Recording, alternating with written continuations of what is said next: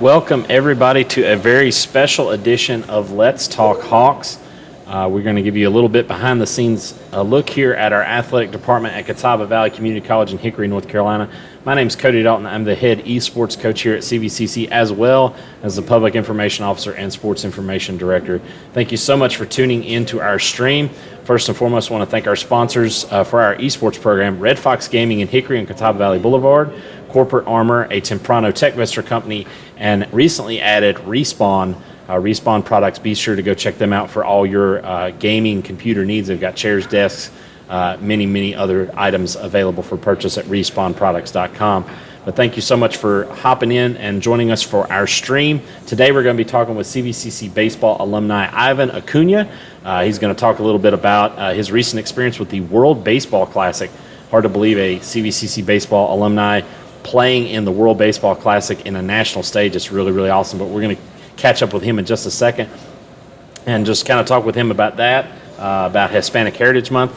He is Hispanic, and so talk about what that means to him, and then also his time at Catawba Valley Community College. But before we get going, we want to give some kind of news and notes here for our athletics. So first and foremost, our Red Hawks recently hosted on Monday a successful third annual golf tournament. I want to thank everybody who sponsored the event. Thank you to Paul and Wanda Thompson for being the presenting sponsors for that event. And also thank you to our silver sponsors, Carolina Farm Credit, Craftmaster, Pepsi, and Vanguard. Also, our additional sponsors, we have City of Hickory, Neal Construction, Catawba Insurance, Steve Boyd Properties, Robert A. Mullinax, Chick-fil-A South, Paramount Automotive, Campbell, Shatley, Hickory Toyota, the Jarrett family, Modern Nissan, Catawba Insurance, Imagine One, CommScope, First Citizens Bank, Active Edge, American Home Furnishings Alliance, Bryson Jeff Melton, Cafe Guida, Carolina Farm Credit, I believe I've already mentioned them, Cupboard Express, Conover Home and Hardware, David Looper, D&H Marketing, Dick's Cafe, Don Coleman, Everett Hickory, Gaston College, Glen Oaks Golf, Jason's Deli, Hickory Mechanical, Newton Conover Education Foundation, Old Tavern, Southeast Retirement Partners, and Vanguard Furniture and Viewmont Auto. Thank you so much for all your support of our event.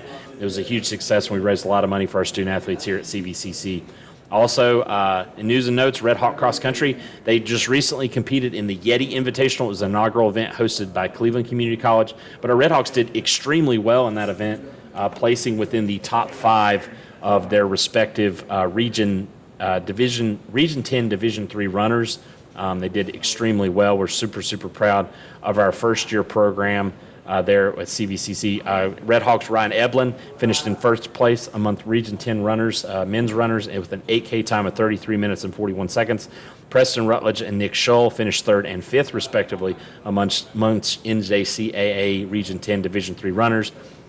And despite a late race fall, Red Hawks Allison Beard, our lone female on our Red Hawk cross-country team this year, she placed second among Region 10 Division 3 runners with a time of 28 minutes and 54 seconds. So congratulations to our Red Hawk cross-country.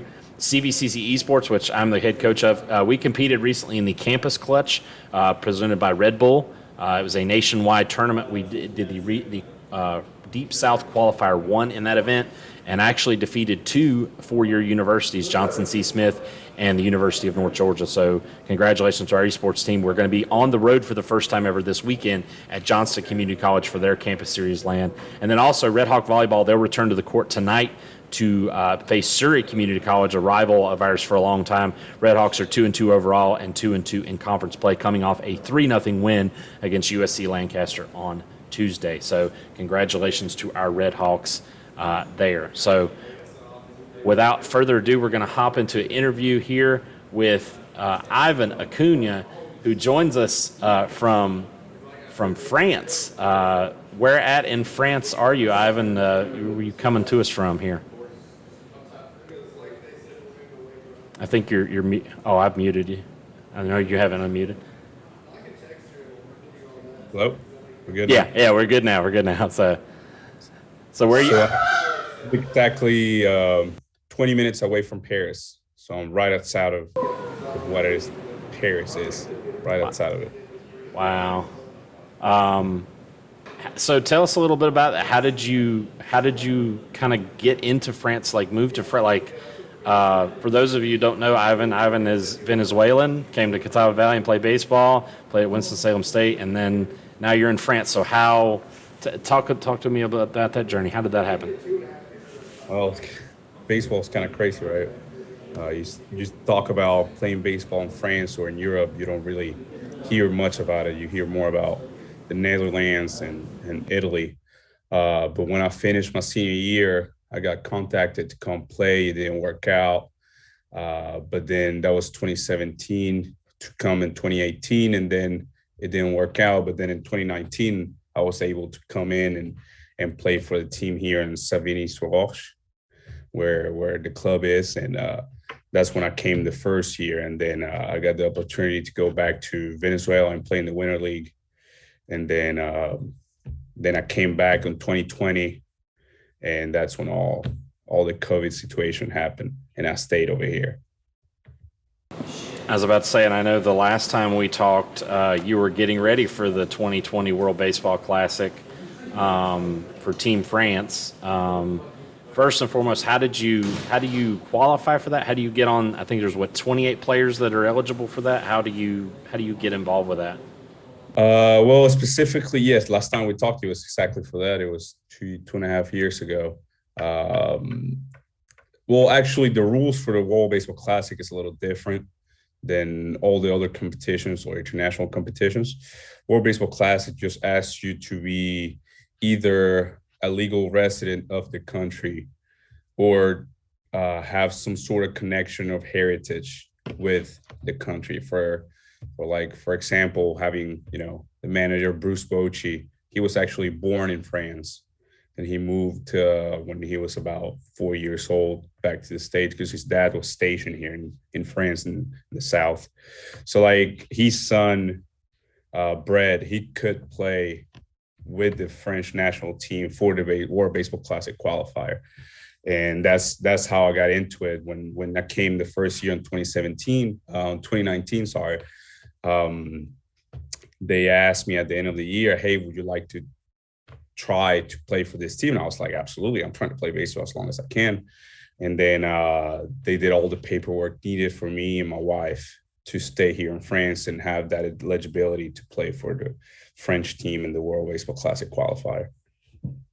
I was about to say, though, that's got to be a huge honor for you, like representing, regardless of the country, like representing an entire country in a big international event like that. What was that feeling like? Well, it's definitely neat. Anytime you get to put in a jersey, but specifically when you get the opportunity to represent a country, a whole institution, a whole, land, it's a different feeling. Usually when you play, once you get out of college, you play for money or you play, for all the different stuff. You're a professional.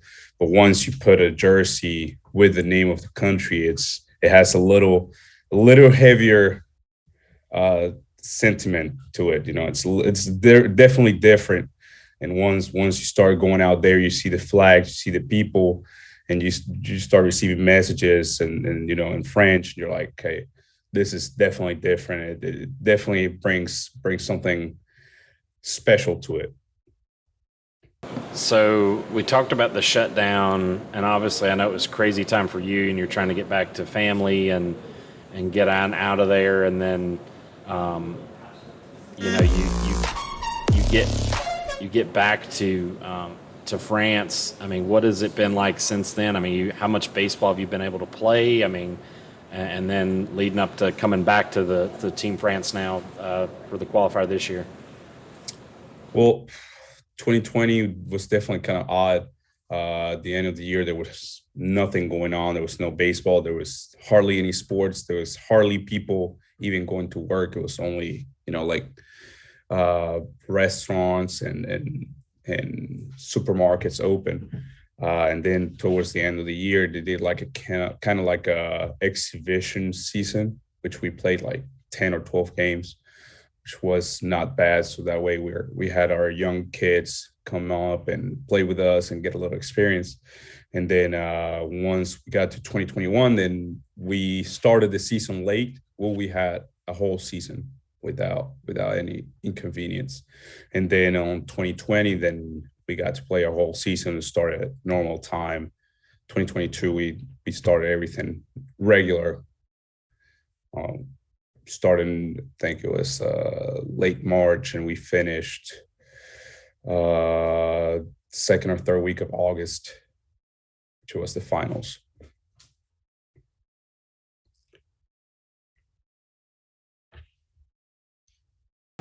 Do you just automatically get to be able to like come back to that, like how, like to Team France again, like, or how does the process, since you were going to be on it, and then obviously they canceled the qualifier, and now you went back again. How does all that work? Do you have to qualify for it again, or Do you mean as a team or as a player? as a player, like do you get invited back, or how does that work?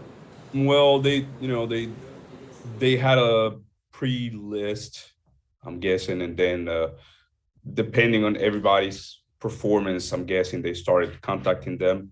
And then we had a little session that we had all in the south of France, where there's academy, the national academy, and we had a group of I think it was 30, 35 guys to get to 28.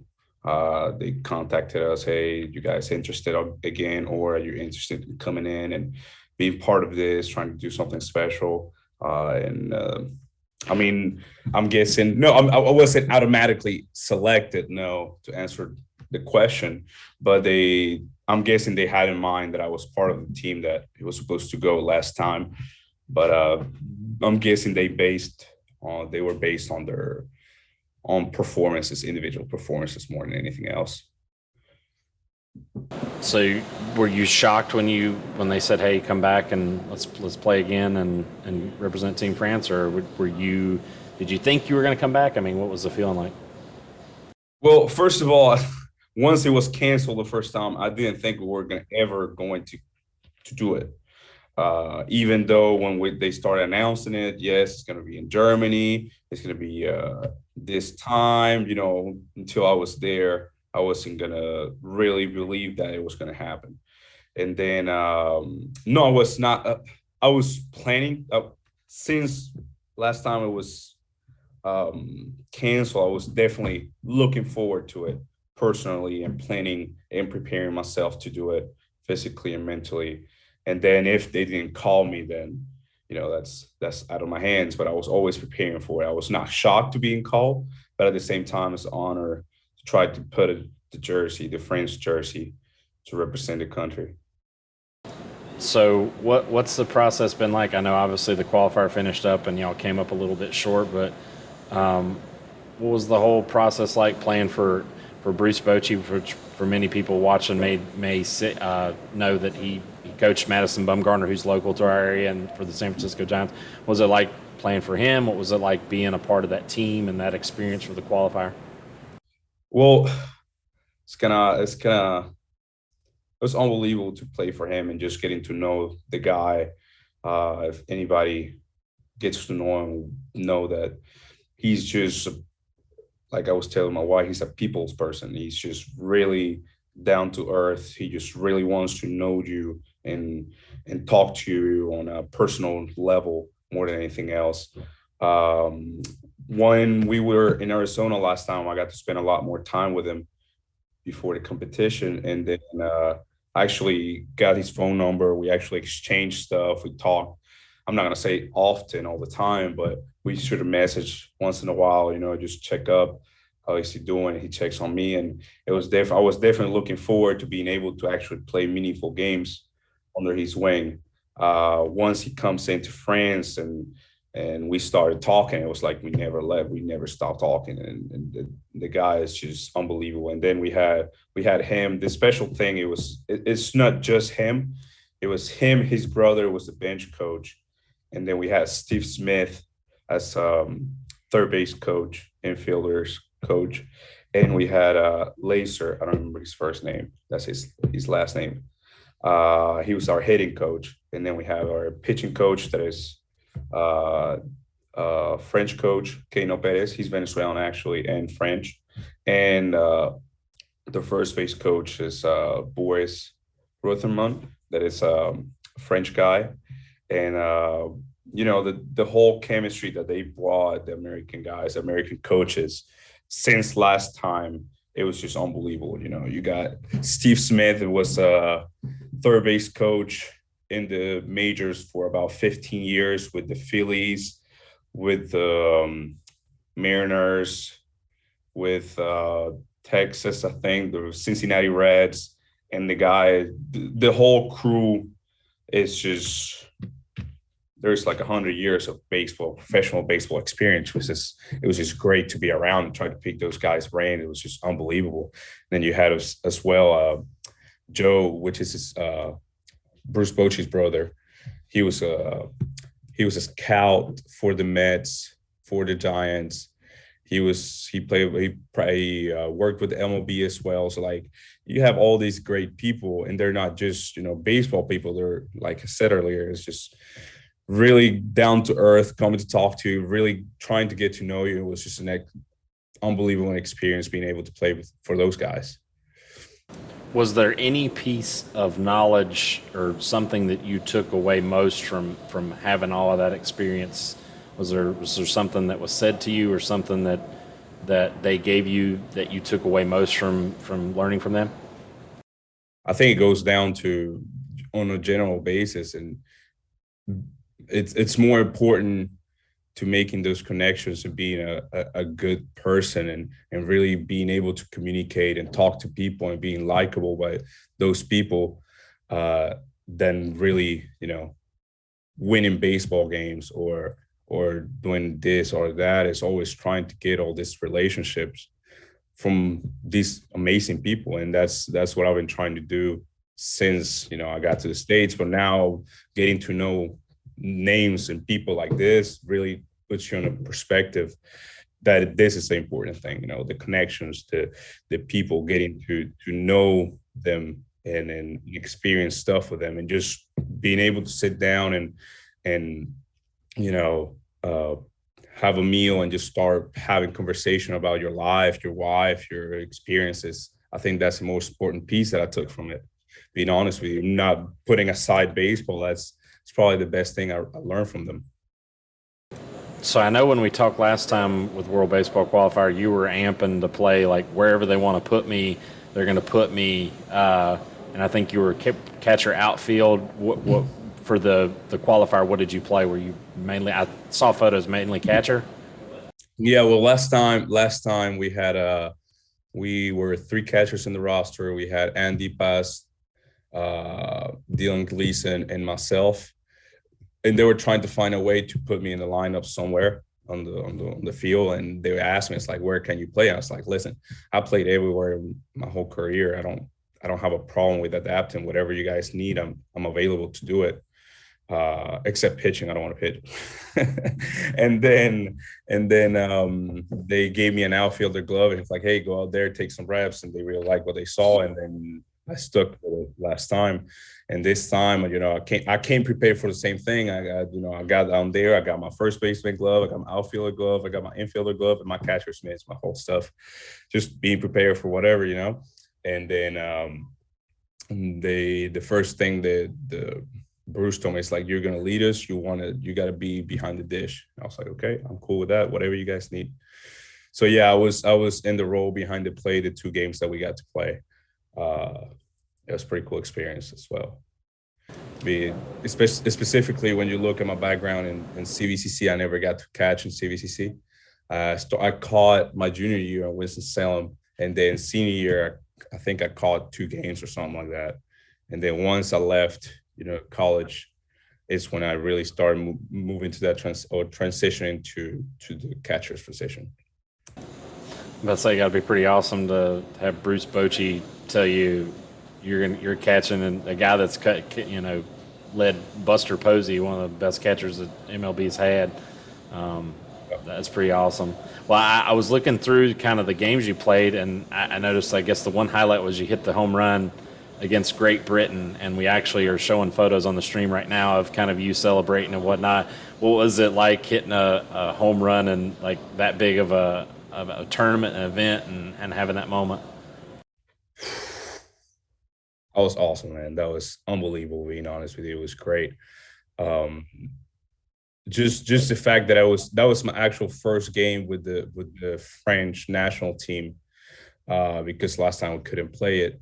That was my first at bat, and that was my first game putting on that jersey as a player. And just to get that weight off your shoulders and try to go out there and help the team win, it was unbelievable experience. And until this moment, I look at the video, I'm like, wow, like I can't even. I think there is a video I'm rounding second to third. I don't remember going or doing that.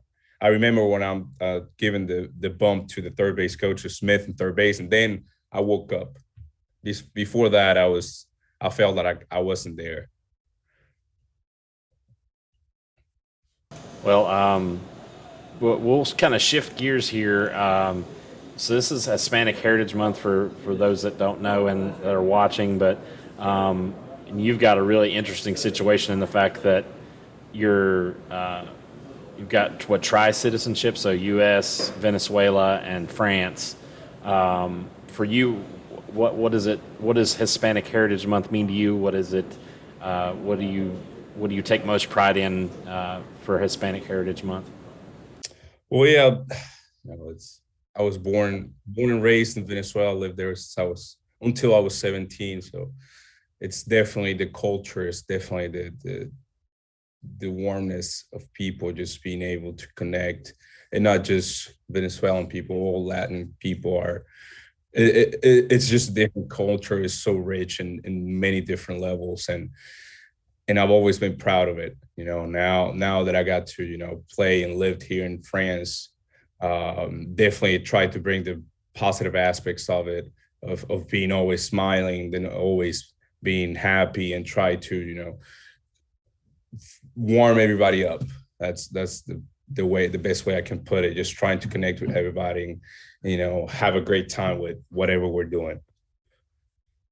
Absolutely. Well, we've got still many Hispanic players and athletes here at CVCC. So we are. It's always great when you can share about people's culture and learning about where they came from, what they've been through, and you're obviously a huge part of that now, being from Venezuela. Well, kind of reflecting on CVCC now. So, we're what 7 years away from when you played in the World Series in 2015 here at CVCC. What do you remember most about that run? What are some of your favorite memories from your time here, playing baseball or just going to school in general? Well, that's wow. Made me feel old for a bit. 7 years already. Wow. Hey, I'm the one that's got the grays starting to come in the beard, so I'm starting to feel old. So, yeah. I got that gray in the head right now, so it's starting to come out. So we're going the same direction. But I remember, I finished my first year, 2013, 2014 with Coach Pate, and then we started fall of 2014 preparing into 2015, and I remember that Coach Pate had some personal issues going on, and he let us know that he was not going to continue as a head coach for us. And I remember sitting down in the apartment with some of the guys, Lou Matarasso, we had Alex Mitten, we had some other guys. We were always pretty tight, and I remember talking about it. It's like, yeah, what's going on? What are we going to do? Who's going to be the manager? We don't know anything. Who's going to be the head coach? What's going to happen with us? Are we going to transfer? We're young. We didn't know what we're talking about. But, we had all these different thoughts and discussions. And then we start going into January. And then Coach Rosell took over. Well, he was always there. It's not like he was a new guy. He was always there. He was all the time energetic. And, as everybody knows him, he was always there. So he just took over, and it was a seamless transition. That's one of the things that I remember the most from that. It was like Coach Pate was not there, but we had the closest thing to Coach Pate. And I think that Coach Rosell can always say he always tried to talk and say stuff like Coach Pate did. But that's one of the memories that I have. After that, I remember in the beginning of the year, the first practice, Uh, I sprained my ankle, turning a double play, and I was in and out of the season for like 3 times. And I went one time to Coach Rosel's office, and we're talking. It's like, should I redshirt? Like, and I remember you being there. I was like, yeah, you shouldn't redshirt. You need to get drafted so we can get more money here. I was like, I'm trying to play. I don't know what I'm gonna do. And I remember, like kind of like a low point for me that year. Uh, and and then the whole run with Danny Sullivan, and we had so many Strickland. We had so many guys, and unbelievable guys. Being on Lou Meadows, Craig Salua was there, and then he got hurt. Um, you know, Unbelievable times. And then once we get to Oklahoma, uh, it was just unbelievable. And then it started raining as well. We were over there. We didn't know when we were gonna play. We had the whole helicopter situation to dry the field. And then I think the best worst part is when we lose the last game. We ended up getting the third place on the tournament. And I remember all of us just crying like little girls. Nothing against the little girls, but we were all crying, just tearing up. This just not a good picture, and everybody just hugging each other, not necessarily because we lost, but everybody was just sad that it was the last time we were going to play together. And that's one of the things that I remember the most. And I got to play with some of the guys after. B4 went to Winston-Salem as well. Randall went to Winston-Salem as well. So I got to play with some of the guys, but the whole group, the whole core that was there, it was just a great experience. The whole CVCC time, from the fall preparing, all the hell week, all the 6 a.m. lifts, the 5 a.m. lifts, the running, the puking.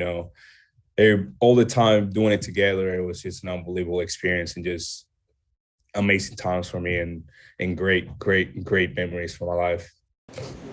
I was about to say, so I know we're like flashing forward 7 years now and going through a lot of stuff, but how do you think your time here shaped you, whether it be being in France and playing in France, or this Team France experience, or any just life experience? I know you got married right before the pandemic. How has it shaped your life, you think, being here at CVCC, being in the program, your baseball life, everything? Well, the first thing that I always remember, and we always talk about it, me and my wife, and the other day we were talking about it, actually in Germany, when the day that we lost the second game. It was just how always this CVCC baseball team was noticed for being good people. We were always, polite. We were always opening doors, always sitting in front of the class. And that's one of the things that I learned the most. It was just being able to take care of the stuff that I need to take care of, and then I can go play baseball, and just being a good man, a good person first before anything else. I think that's one of the things. I remember Coach Pate calling me, I think it was second month of school, because I was not going to class at like 10 a.m. in the morning. It's like, why are you not in class? It's the second time you've missed class this week. And I was like, I'm feeling sick. I don't know, something like that. It's like, I don't care. Are you going to class? Oh, yes, sir. Went to class, got there late. And then after that, I think I never missed class because I knew Coach Spade was going to get on my butt for not doing the right thing. So like, I think that's the most important thing that I learned. It was just, just always doing what I'm supposed to do. All right. Well, we got a quick question in chat. We've got a minute and 20 seconds on this Zoom, or it's going to shut down. But we got Jesus Acuña said he's supporting you from Huntersville. We've got a question that says, "What's the feeling like walking out on the field?" So I guess like World Baseball Classic or like a big game. Was it for you? What's it like? We got a minute to go, so we're going to try to get this done in a minute. But what's the feeling like walking out on the field? Well, Jesus is my brother. I don't know if you know. Oh, thanks, Jesus, for hopping in chat. So, well, going to the field, with the France national team jersey on, it was just looking up in the lights, and you're like, this is just different. It's not just going out and playing baseball. It's just representing a whole country on your shoulders and trying to get the best you can to help the team win. It was so different, being honest with you. And then one more question: what key advice can you give young players about trying to play college baseball? And I'm hoping this Zoom doesn't end before the question, but Uh, Man, you got to work your tail off. You got to get your grades straight. You got to go to class. And there's so many opportunities out there. You don't have to look for the D1. You can go to junior college. You can go to D2. You can go to D3. I mean, uh, and the interview sadly ended. Let's try to get Ivan back here really quick.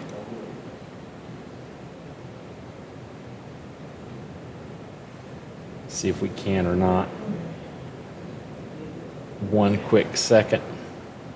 Great questions, though, in chat. We appreciate you.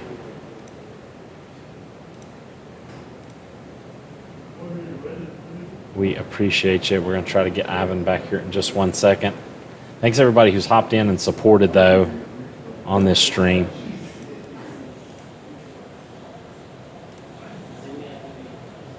This has been really good.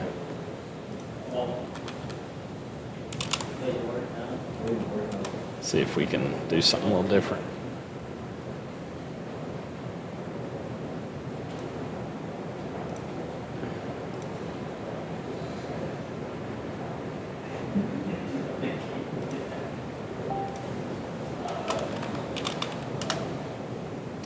Give us 1 second. We'll get this worked out where we can get him back.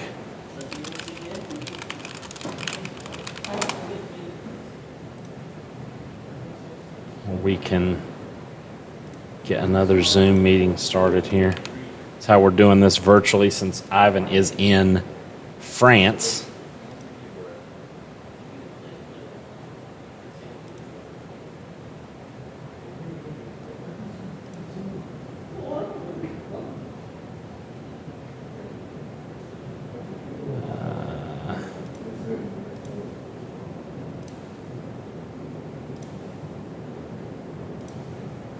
Give me 1 second, chat. I'm trying to get this worked out where we can get Ivan back here.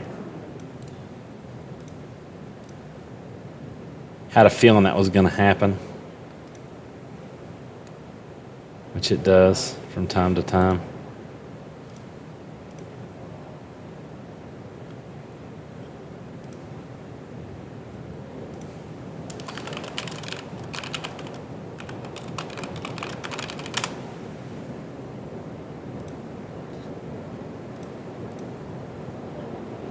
See if we can get Ivan back in here. Finish up these questions. Jesus, thanks for hopping in. Make sure you hit that follow button on our stream. Hopefully we get Ivan back in here quickly. Yeah, we did. All right. Perfect. So we're back. All right, let's try this again. We've got bamboozled by the Zoom call. So So what advice would you give what advice can Ivan give with young players that are trying to get to college baseball? And you touched on it just a little bit.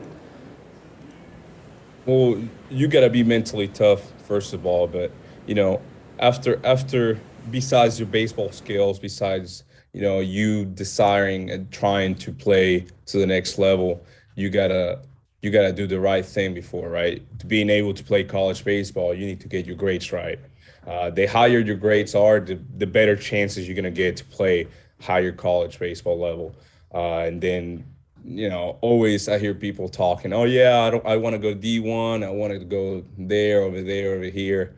Man, if it's not for you at the moment, doesn't mean that you can't go later on. Like going to a junior college, specifically in my experience, going to CVCC, it was the best thing that happened to me because like I got to play my 2 years. I got smaller classes, specifically my second year in the States. I was trying to get my language situation situated. I was trying to get the best grades I could, and then definitely going to junior college helped me more to shape me and prepare me as a student and as a player. to move into the next level, which I chose to go Division II baseball, and know that if I don't go D1, I'm not gonna get noticed. Man, it doesn't matter where you go, you're gonna get noticed. If you're always, doing getting your stats, there's so many ways now to do it with all the, social media stuff. If you're playing and you're doing what you're supposed to do, you're gonna get noticed. And then going away from, getting drafted and all those things. Now there's so much baseball in the world. Like, you have Europe, you have Asia, you have South America. There's baseball anywhere. So like once you finish your college career, even though you think, oh, I'm not gonna get professional baseball, you still can. There's independent baseball in the States. There's independent baseball in Europe. There's independent baseball in Japan, Korea. There's so much baseball around the globe. It's unbelievable.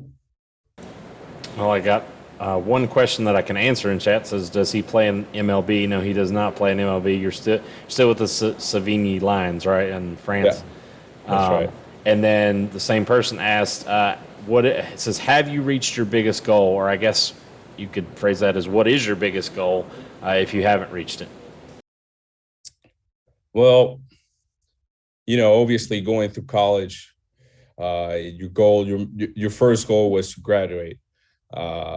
It seems impossible. I got to do that in Winston-Salem State, and then as an athlete, I think looking back to it, I have no regrets of saying, oh, if I would have prepared better, if I would have done this, if I would have done that. I think I gave everything I had at the moment, and obviously my dream was trying to play MLB, going to the show, and that didn't happen for me. But